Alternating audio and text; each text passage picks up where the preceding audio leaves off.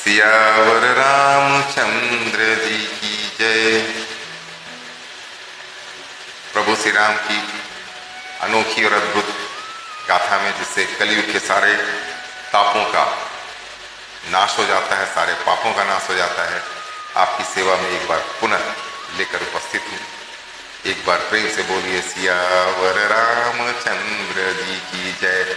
और अब प्रसंग ये है कि एक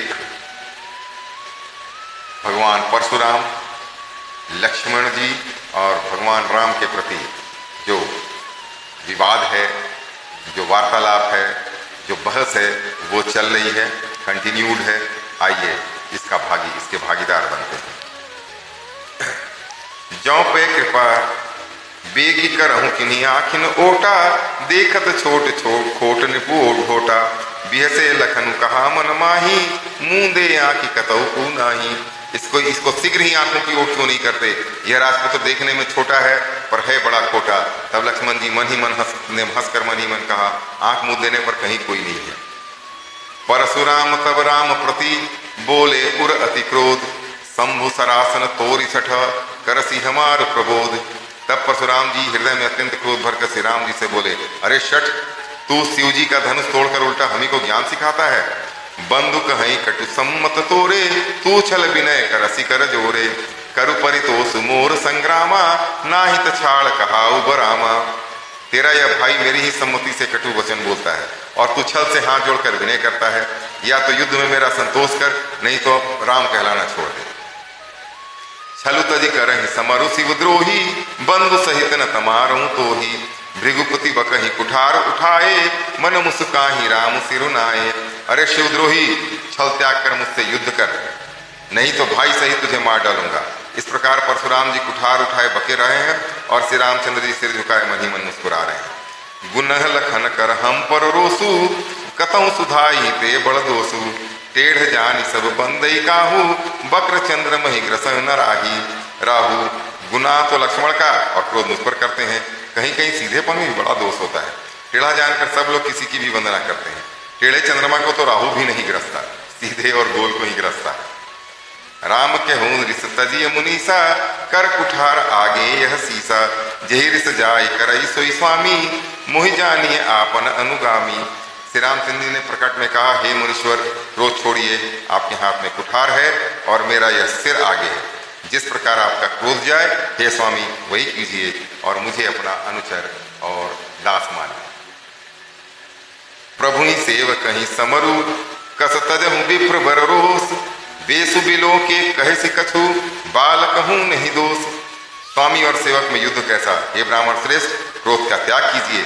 आपका वीरों का सवेश देखकर ही बालक ने कुछ कह डाला था, वास्तव में उसका भी कोई दोष नहीं है।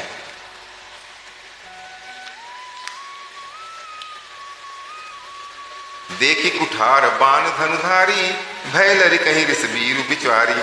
नाम जान पै तुम्हें न चिन्हा, वंश सुभाय तरत ही दिन्हा।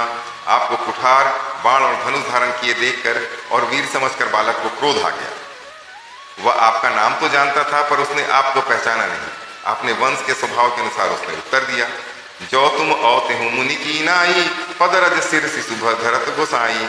क्षमहु चूक अनजानत केरी, चाहिए विप्र उर कृपा घनेरी। यदि आप मुनि की तरह आते तो हे स्वामी, बालक आपके चरणों की धूलि सिर पर रखता। अनजाने की भूल को क्षमा कर दीजिए। ब्राह्मणों के हृदय में बहुत अधिक दया होनी चाहिए। हम ही तुम ही सरिबरी कसी गामना था, कहूँ न कहा चरण कह माथा।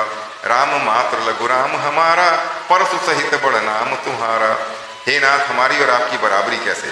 कहिए ना, कहाँ चरण और कहाँ नमस्तक, कहाँ मेरा राम मात्र छोटा सा नाम और कहाँ आपका परशु सहित बड़ा नाम। देव एक गुण धनुष हमारे, नौ गुण परम पुनीत तुम्हारे। सब प्रकार हम तुम सनहारे, क्षमहु विप्र अपराध हमारे। हे देव, हमारे तो एक ही गुण धनुष है, पर आपके परम पवित्र शम दम तप शौच क्षमा सरलता ज्ञान विज्ञान और आस्तिकता, ये 9 गुण हैं। हम तो सब प्रकार से आपसे हारे हुए हैं। हे विप्र, हमारे अपराधों को क्षमा कीजिए। बार बार मुनि विप्र बर, कहा राम सन राम। भोले भृगुपति सरस हसी, तहु बंधु संवाम। श्री रामचंद्र जी ने परशुराम को बार बार मुनि और विप्र बर कहा, तब भृगुपति कुपित होकर बोले, क्रोध की हंसी हंसकर बोले, तू भी अपने भाई के समान ही टेढ़ा है। निपट ही द्विज करि जानहि मोही, मैं जस विप्र सुनावहु तोहि। चाप सुवासर आहुति जानू, कोप मोर अति घोर कृशानु।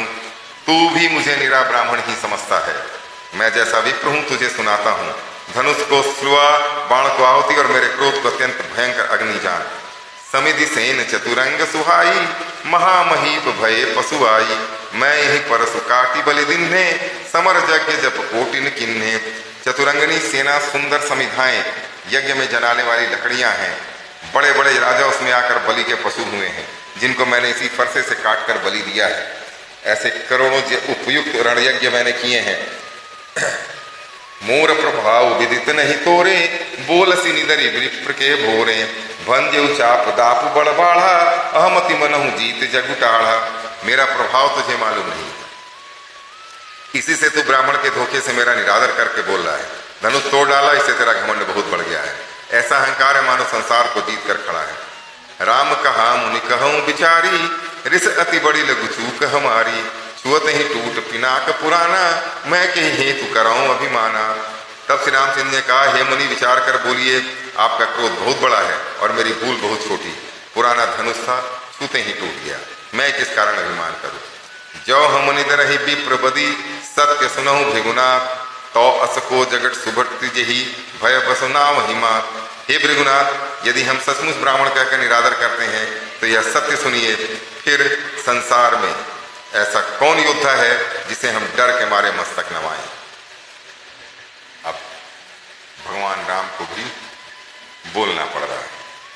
देव दनुज भूपति भट नाना, समबल अधिक हो बलवाना। जौरन हम ही पचारे को, लरहि सुखेन कालुकिन को। देवता, दैत्य, राजा या बहुत से योद्धा, वे चाहे बल में हमारे बराबर हो चाहे अधिक बलवान हो, यदि रण में कोई भी हमें ललकारे तो हम उससे सुखपूर्वक लड़ेंगे, चाहे मौत ही क्यों ना हो, काल ही क्यों ना हो। क्षत्रिय तनु धरि समर सकाना, कुल कलंक तिहि पामर आना। कहूं सुभावन कुल ही प्रशंसी, कालहु डरहि नरन रघुवंशी। क्षत्रिय का शरीर धरकर जो युद्ध में डर गया, उस नीच ने अपने कुल पर कलंक लगा दिया। मैं स्वभाव से ही कहता हूं, कुल की प्रशंसा करके नहीं, कि रघुवंशी रण में काल से भी नहीं डरते। विप्र वंश कैसी प्रभुताई, अभय होई जो तुम्हें डराई। सुनि मृदु गूढ़ वचन रघुपति के, उगरे पटल परसु धरमति के। ब्राह्मण वंश की ऐसी ही प्रभुता है, महिमा है, जो आपसे डरता है वह सबसे निर्भय हो जाता है। अर्थात जो भय रहित होता है वह भी आपसे डरता है। श्री रघुनाथ जी के कोमल और रहस्यपूर्ण वचन सुनकर परशुराम जी की बुद्धि के अब सारे पर्दे खुल गए। बुद्धि पर जो परत पड़ी हुई थी वह उतर गई।